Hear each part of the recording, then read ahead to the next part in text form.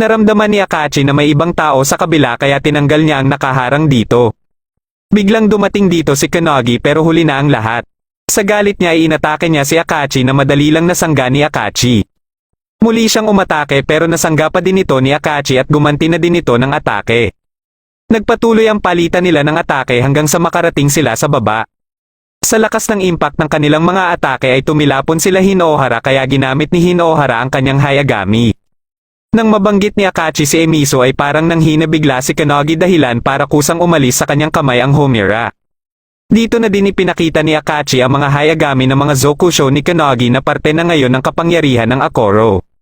Nang kinuha din ito ang Homura ay biglang sumugod si Kanagi.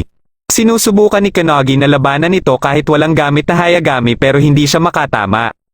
Dahil dito ay nabugbog lang tuloy siya ni Akachi gamit ang Akoro. Dahil hindi na kaya pang makita ni Hinohara ang ginagawa ni Akachi kay Kanagi ay sinigawan niya si Akachi para patigilin na ito.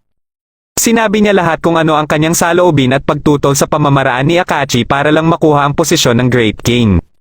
Pero walang pakialam si Akachi kahit ano pa ang kanyang sabihin dahil bilang isang show ay dalawa lang ang kanilang kahihinatnan. Ito ay pilitin ng ibang show na magpasakop sa kanya o siya mismo ang magpasakop sa mga ito. Katapos ay umalis na si Akachi dito at iniwan si Kanagi para maranasan nito ang matinding paghihirap.